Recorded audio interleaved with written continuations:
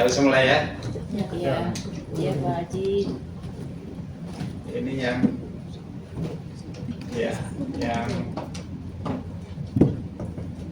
perwakilannya siapa yang ini yang koordinatornya? Meli. Mana? Meli? Saya. Oh, iya. Ayo, biar dia bicara dulu kalau gitu. Baik. Supaya ininya. Kepada seluruh ibu-ibu untuk menempati tempat yang sudah disiapkan.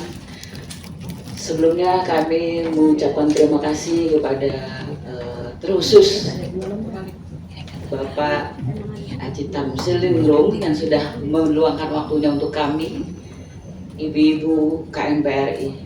Assalamualaikum warahmatullahi wabarakatuh. Waalaikumsalam warahmatullahi wabarakatuh. Sebenarnya kami biasa kalau ngomong agak kenceng. KMPRI, Koalisi Nasional Perempuan Indonesia.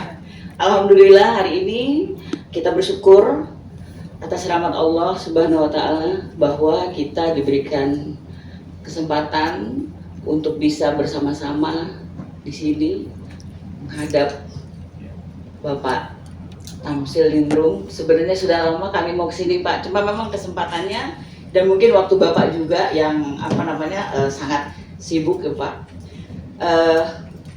Sebagai perkenalan, kami dari KMPRI Koalisi Nasional Perempuan Indonesia adalah beranggotakan ibu-ibu atau emak-emak yang kemarin sudah berjuang zaman Pilpres Pak. Jadi setelah perjuangan yang ujung-ujungnya mengharuskan kita untuk mundur, kami merasa kami perlu wadah untuk tetap bersatu di dalam dalam perjuangan ke depan ya, karena semakin kesini kami kok menemukan bahwa Indonesia memerlukan banyak suara yang mesti keluar. Jadi nggak mesti yang duduk di gedung ini saja, ada juga yang harus dari lapangan. Kemudian ada juga seperti kami yang emak-emak yang langsung berhadapan dengan harga beras, betul Bu ya? Betul. Dengan harga cabai minyak, betul ya? Betul. Nah, jadi melihat keprihatinan itu, kami bergerak dari awal. Setelah Pilpres yang berjilid-jilid sampai MK dan sebagainya, akhirnya kami bersatu.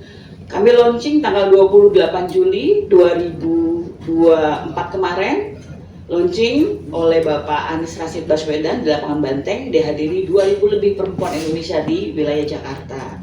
Selanjutnya perjuangan kami memang masih belum terarah, tapi insya Allah kami akan juga minta saran dari Bapak yang terbaik untuk kami.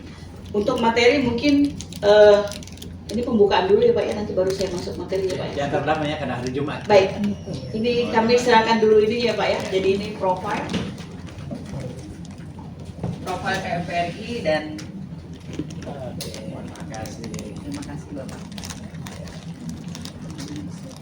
Terima kasih sebelumnya. Hari ini kami bersama Bapak Azam Khan, datang khusus dari Surabaya. Beliau adalah sekjen dari TPUA dan ketua umum dari Kontra SM. Silakan Bang Azam.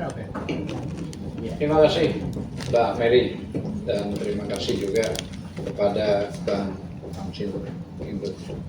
Jadi sebenarnya ada beberapa hal, banyak hal yang mau disampaikan. Memang kita terbatas waktu, tetapi paling tidak ini perlu diketahui karena kondisi negara kita ini memang sudah bukan cuma tidak baik-baik saja, tapi memang kacau balau.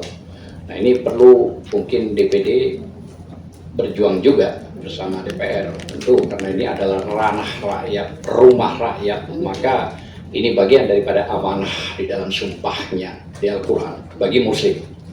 Jadi mungkin langsung saja, ini ada beberapa hal yang perlu saya sampaikan. Pertama, Abang Tamsil, ini soal kasus ijazah palsu yang masih bergulir, karena kami yang juga menggugat ijazah tersebut dan masih juga di PT Pengadilan Tinggi, tapi diputus dengan NU yang tidak rasional. Isi putusannya adalah Pengadilan Negeri dan Pengadilan Tinggi tidak punya wewenang, ngaco dan nggak jelas juga. Harusnya jelas putusan itu diterima, ditolak, atau bahkan dilanjutkan, tapi ini tidak. NO, saya anggap itu banci putusannya. Jadi kedua adalah kasus yang sekarang lagi ramai, OCCRP, yang kebetulan saya juga dari TPUA, Tim Pembela Ulama dan Aktivis, diminta Prof. Egy untuk mengajukan ke KPK. Kami sudah ajukan ke KPK dan diterima, tinggal menunggu waktu untuk audiens oleh KPK dibatasi 8 sampai 10 orang. Tentang OCCRP, nggak perlu saya jelaskan, itu panjang, tapi saya kira DPD semua lah, rakyat Indonesia bahkan internasional mengerti. Dan yang ketiga adalah proses di mana yang sampai sekarang ini menjadi momok Gibran sebagai wakil presiden yang menabrak undang-undang, usianya belum 40 tapi dia tetap jadi. Itu melanggar undang-undang PKPU yang sampai detik ini usianya 40. Ya, tidak ada perubahan undang-undang tersebut, tapi nggak tahu kenapa negeri kita ini kok menerima begini dengan permainan model begini. Itu yang saya katakan, bukan tidak baik-baik saja di negeri, tapi ya memang berantakan, dibuat berantakan gitu loh. Yang keempat adalah kasus yang sudah juga melebar di dunia nasional maupun internasional, Fufu Fafa, yang sampai detik ini juga termasuk Bang Roy dan beberapa lah ya ahli-ahli telematika juga membongkar kasus itu, tapi ya kebal. Nah, ini penting juga disampaikan karena ini juga menyita waktu cukup untuk nasional dan internasional juga, gitu ya. Dan yang kelima, adanya kasus korupsi anak-anak Joko Widodo yang sudah diajukan oleh beberapa rekan dan dosen terlibat itu di KPK, tapi mandek tidak jalan itu sama sekali. Saya yakin karena permainan itu akan permainan yang tidak sehat, sama sekali tidak sehat. Yang keenam, yaitu kasus PSN.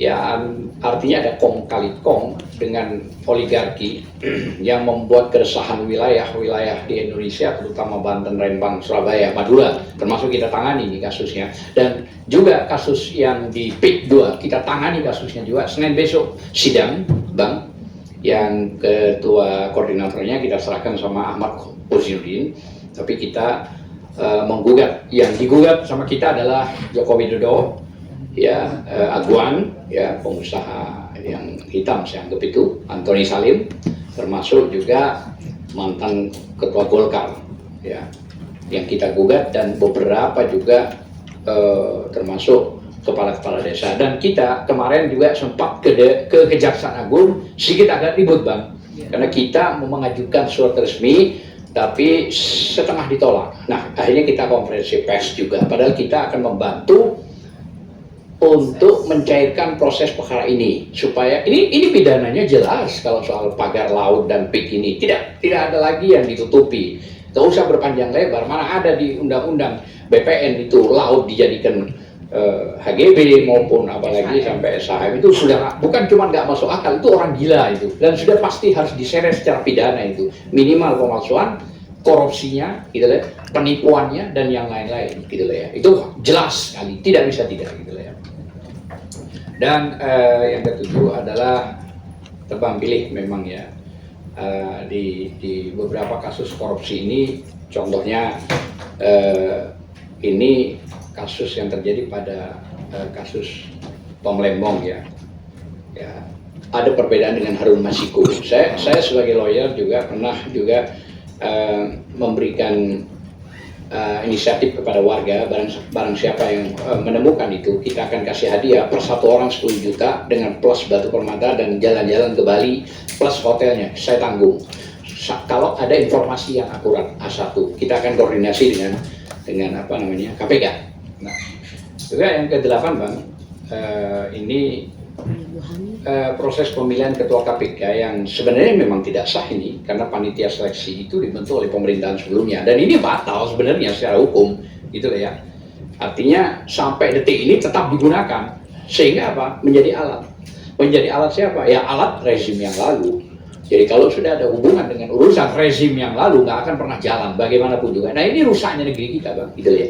Jadi seolah-olah semua dilumpuhkan, lini-lini penegak keadilan, termasuk juga wakil-wakil rakyat, termasuk juga DPD, ya, kritisi kita, dilumpuhkan juga dengan cara apapun, gitu ya. Nah, ini yang kita minta, fakta harus ada penguatan bahwa dengan Prabowo sebagai presiden sekarang ini sudah harus dibersihkan kotoran-kotoran yang kira-kira menyita untuk kepentingan NKRI. Dan yang terakhir adalah kebijakan pemerintah yang tidak pro terhadap rakyat, dan termasuk ada kenaikan PPN 12% dan itu sudah dijawab sih sebenarnya gitu ya.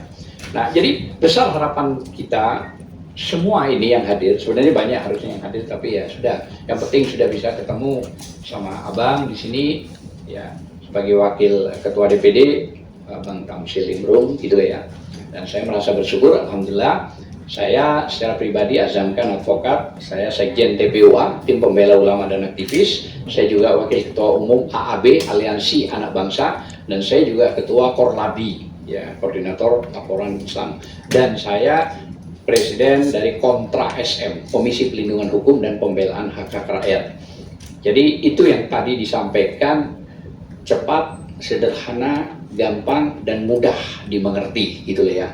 Nah, harapan saya memang dengan kita datang ke sini memang harus ada tindak lanjut gitu loh ya. Karena kita berharap negeri ini supaya baik, bersih. Jangan sampai oligarki hitam ini menguasai negara yang akhirnya dilumpuhkan negara. Saya khawatir Indonesia itu menjadi Indochina. Ini yang saya khawatir. Karena ini fakta yang nggak bisa terbantahkan. Saya juga dalam tanggal 4 turun ke Madura dalam hal juga akan melakukan proses gugatan di pantai-pantai Madura. Itu juga lebih dari 50 hektar ya. Iya, di sana dengan dalih model begitu. Makanya kita sudah pernah menyampaikan juga ke rekan-rekan ATR maupun BPN, tapi tidak berani merespon. Jadi sebegitu dahsyatnya, maksud saya, para oligarki cukong-cukong jahat ini membungkam ya iman mereka, membungkam otak mereka dengan kekuasaan dan duit. Saya kira ngertilah Abang soal ini. Terima kasih. Assalamualaikum warahmatullahi wabarakatuh. Ada lagi lain? Oh, ya silakan.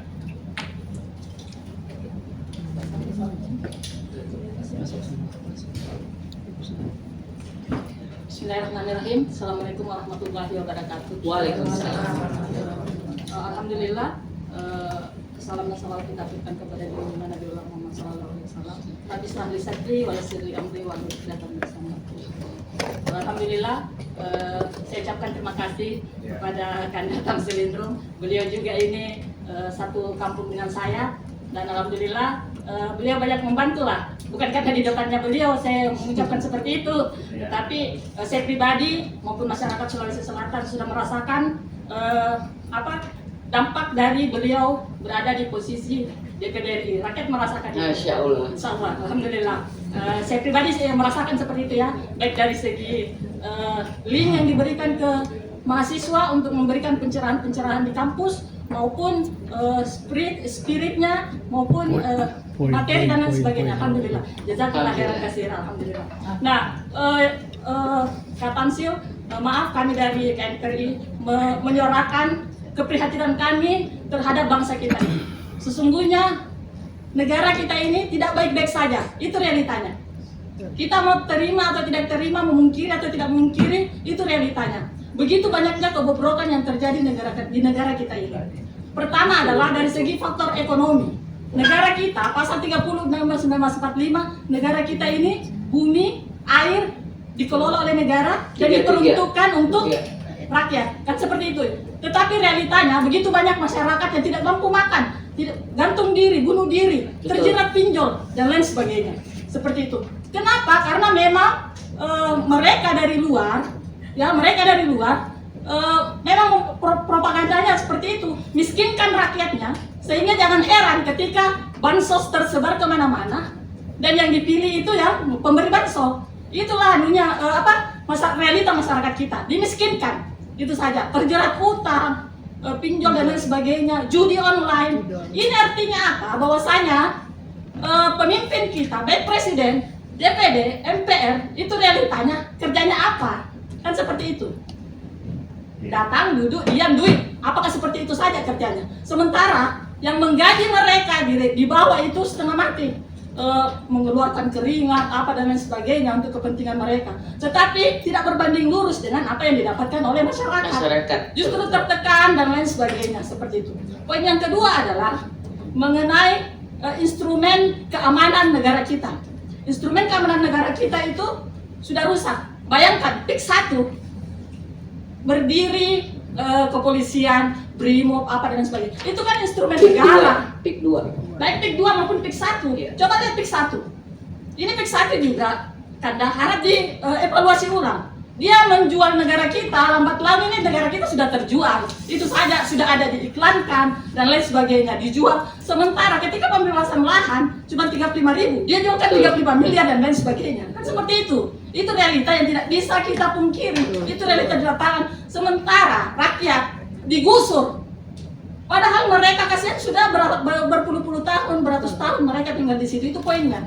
Jadi harap DPD, kami lebih mempercayai DPD ibaratnya daripada itu poinnya saja DPD. Kami lebih mempercayai DPD daripada DPR. Iya. Karena mungkin DPR sudah tersandra dengan politik sandra ya. Siap. Itu hasil dari Tadi ini sudah kita iya. rasakan semua. Tetapi biar saya Oke. plong juga lah sebagai rakyat yang kasihan merasakan penderitaan mereka. Semangatnya juga. mak-mak begitu. Ya seperti itu Bang, karena kita ini yang nanti Terima kasih. mengkhawatirkan nanti ke depannya generasi itu seperti apa dalam Betul, menjalankan betul. apa mereka. Oke. Saya kira itu saja. Terima kasih. Assalamualaikum warahmatullahi wabarakatuh. Waalaikumsalam warahmatullahi wabarakatuh. Mungkin sedikit Bang Tamsil, kami tidak bisa membendung ini mak-mak mau kemana, mau ngapain. Ya, betul. Jadi semua poin-poin ini sudah kami suarakan, Ya, udah. baik di depan Kejagung, di depan KPK, di Ya. depan MK dan sebagainya. Bahkan kami punya jadwal rutin reboan setiap hari Rabu untuk minta kepada KPK tuntaskan kasus-kasus korupsi dari keluarga Jokowi.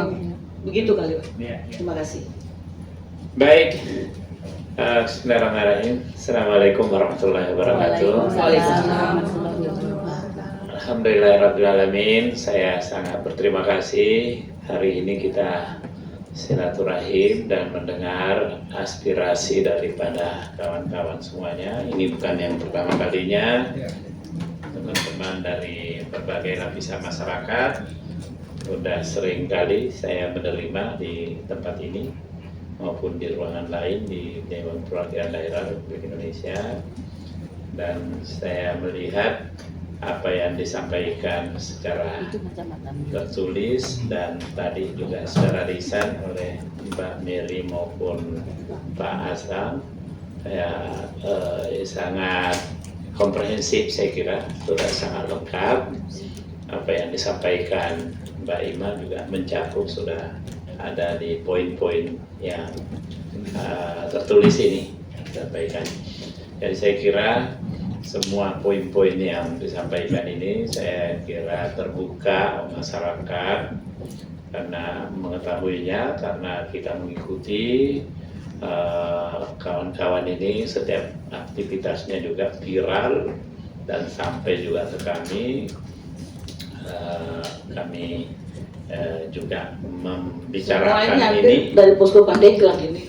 ya, jadi ini ada nanti saya akan minta kepada alat-alat kelengkapan di Dewan Perwakilan Daerah untuk menjadikan perhatian, utamanya 9 poin yang disampaikan ini ya terkait dengan wapres yang cacat hukum misalnya, ijazah palsu, kemudian OCCRV, kubu papa, korupsi anak mantu, PSN yang sekarang sudah juga viral di mana-mana dan ternyata tidak hanya terjadi di PIK 2, tidak hanya terjadi di Banten, tapi di beberapa tempat yang lain ya sudah mulai terkuat ya, dan masyarakat sudah sangat terbuka melihat persoalan ini.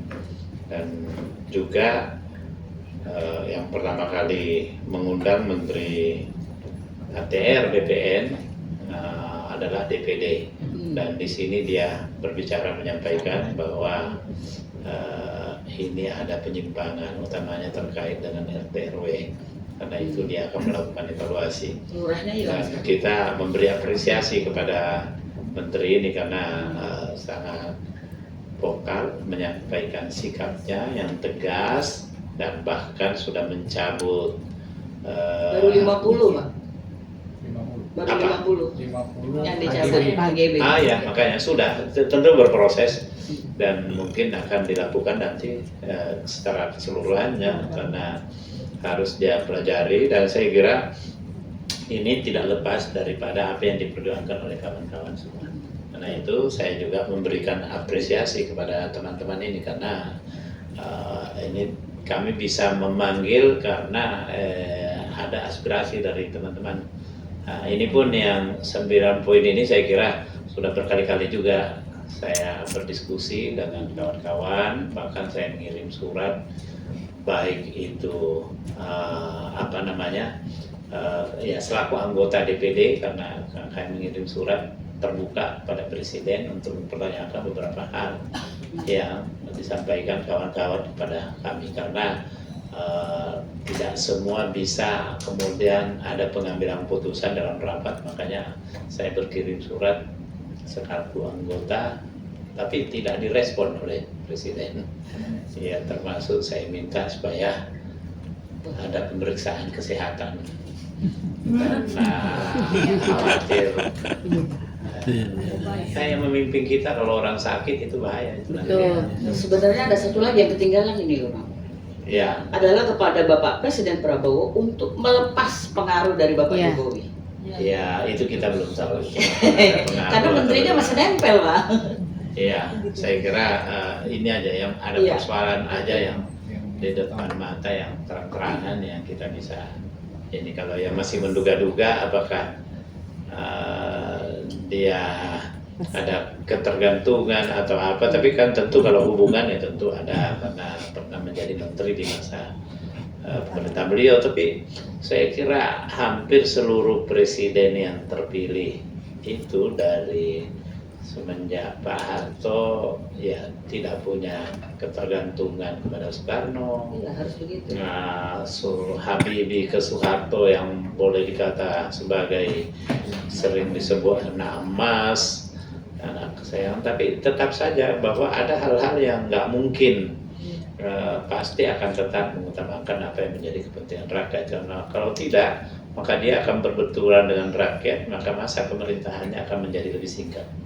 Karena siapa saja yang melawan apa yang menjadi aspirasi rakyat itu tidak akan bertahan lama pemerintahan yang dipimpinnya itu. Maafkan, bagaimana kalau ada wacana revolusi kan, Pak? Bagaimana itu? Ya, saya kira nggak sampai ke situ. Ya, udah silakan aja nanti, silakan. Ini bukan kita. Iya, udah.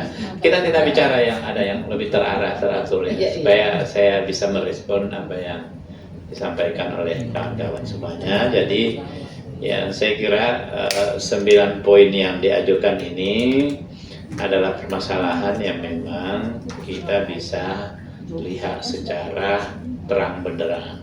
Ya, hukum tebang pilih itu udah kelihatan juga. Ini kita minta supaya kejadian yang seperti ini tidak diwarisi oleh kepemimpinan Pak Prabowo.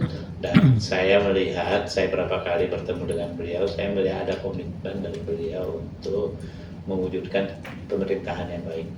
Dia menyampaikan ke saya, Mas Tamsil, dia biasa panggil Mas ke saya karena kita punya interaksi sudah lama semenjak beliau jauh sebelum menjadi presiden. Karena tiga calon presiden kemarin ini kan boleh dikata teman dekat saya semuanya. Pak Ganjar saya berteman, di Komisi 4 saya lama sama-sama bersama dia. Pak Mahfud MD juga sebagai calon wakilnya selalu bersama-sama baik di kami maupun di organisasi yang lain. Pak Prabowo juga seperti itu, di HKTI beliau ketua umum, saya diminta untuk membantu sebagai seorang ketua. Kemudian Pak Anies Baswedan apalagi ya sama-sama di HMI. Ketika saya menjadi ketua umum, dia menjadi ketua di Fakultas Ekonomi di Gajah Mada, jadi sering berinteraksi sama. Nah, setelah selesai ini saya move on, saya cepat. Jadi saya bertemu Pak Prabowo, apa yang dia akan perjuangkan apakah masih tetap sama dengan dulu? Sama, dia berkomitmen. Saya malah sekarang lebih kencang, usia saya sudah lebih 70. saya ingin meninggalkan legacy. Kalau saya meninggal, saya dikenang sebagai presiden yang menyayangi rakyat dan umat, presiden yang tidak akan membiarkan rakyatnya ada yang kelaparan. Ya, karena itu salah satu programnya ya makan bergizi gratis itu. Biar orang tertawa tapi menyampaikan tidak mungkin, tapi saya akan melakukan ini karena saya tidak mau melihat ada rekan saya yang tadi kelaparan, ada yang mengalami stunting ya, gizi buruk ya, dan lain-lain. Nah, karena itu dia menunjukkan komitmen itu dalam bentuk yang konkret. Dia tahu kalau saya ini selalu memperjuangkan guru honorer. Saya dulu ketua Pansus Guru dan Tenaga Kerja Honorer. Karena itu dia bilang semua guru honorer kita akan jadikan ASN dengan bertahap. Di antaranya melalui P3K dan semua gajinya kita naikkan. Nah, itu yang prioritas. Buruh dia naikkan 6,5%. Belum pernah terjadi selama pemerintahan sebelumnya. Ya paling tinggi itu 2-4%. Nah, ini 6,5% di tahap awal dia melakukan itu. Nah, dan dia punya kebijakan yang mengagetkan juga kita semua ini. Semua biaya perjalanan dinas setiap pangkas 50%. Selama ini biaya perjalanan dinas itu untuk keluar negeri, utamanya itu untuk eksekutif itu $3 miliar. Dan ternyata dipangkas 50% yang hasilnya 24 triliun. Sekarang semua dipangkas, ada efisiensi, termasuk DPD juga kena pemotongan 511 miliar, hampir separuh anggarannya itu dipotong, sehingga Karo Keuangan datang menemui saya kemarin mengeluhkan ini gimana, ini nggak bisa jalan ini program ini kalau dipotong. Udah tenang aja karena nanti setelah dipotong akan ditempatkan di keranjang umum, itu hasilnya 300 sekian triliun, baru kita lihat mana yang menjadi prioritas, itu yang kita lakukan dan kita harus dukung yang seperti itu. Nah, karena itu cara beliau untuk mendorong pertumbuhan ekonomi pada angka 8%. Dan dia akan tempatkan uang yang 300 triliun tadi ini ke pos-pos yang paling menentukan.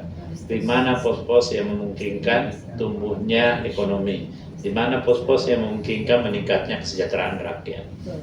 Jadi saya sependapat dengan teman-teman, fokus melakukan kritikan tetapi secara objektif pada 9 poin ini. Saya kira ini sangat objektif, tapi jangan kita meraba-raba yang sesuatu yang tidak jelas, menduga-duga apakah dia bagaimana. Lihat aja apa yang menjadi kebijakannya.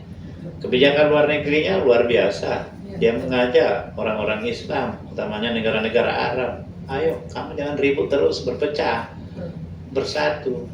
Kalau dengan bersatu kamu baru bisa dihargai suaramu untuk membantu Palestina. Saudaramu itu jangan hanya mengirimkan nasi bungkus kemudian merasa sudah hebat membantu mereka. Nah, tapi kita harus membantunya dengan program-program untuk memerdekakan. Dan ini suara lantang disampaikan oleh dia maupun oleh menterinya, Menteri Luar Negeri, wakil Menteri Luar Negeri Pak Anies Mata itu saya kira kencang. Dan pada poin-poin seperti ini teman-teman jangan lupa juga beri apresiasi mereka. Ya, kita mengeritik pada hal-hal yang memang wajar untuk kita. Pada poin 9 poin ini saya sangat mengapresiasi. Saya juga meminta PPN 12% itu tidak ada artinya, itu menaikkan lagi 2%. Udah, untuk nilai positif bagi pemerintahan ini hapuskan aja. Cuma kalau kita mengacu kepada Arab Saudi yang selama ini tidak ada pajak, sekarang malah 15% dia PPN-nya. Jadi saya kemarin di Saudi itu, saya juga terheran-heran kok bisa seperti ini.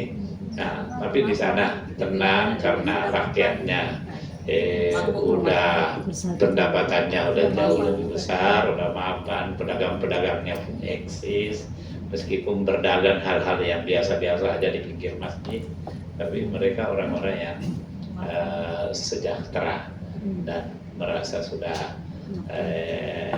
terjamin semua kehidupannya dengan itu. Ya, silakan.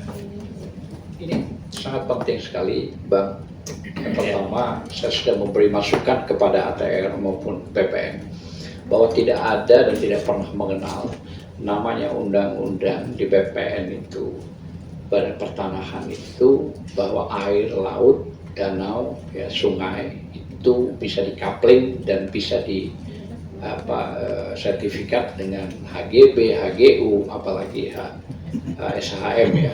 Nah itu perlu dipertegas. Nah, termasuk juga sebenarnya PIK 1 itu sudah terjadi, gitu, dan itu berbahaya sekali. Ya, dan yang kedua memang apa yang sudah tadi disampaikan dengan 9 poin itu sebenarnya poin-poin inti yang luar biasa, gitu ya.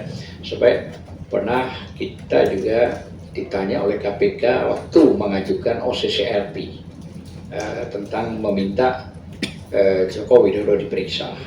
Nah dia tanya alasannya apa. Saya bilang kalau Anda mau tanya alasan bukan kepada saya sebagai rakyat, saya bilang gitu. Nah makanya saya penting untuk menyampaikan periksa saja kenapa, saya bilang gitu, Joko Widodo. Nah kalau apapun hasilnya, saya bilang publikasikan aja, saya bilang gitu. Nanti biar Joko Widodo sebagai ex-presiden untuk mengklarifikasi, bahkan kalau perlu dia mengundang, bayar lawyer-lawyer internasional. Somasi saja OCCRP di Den Haag Belanda, sebilang gitu.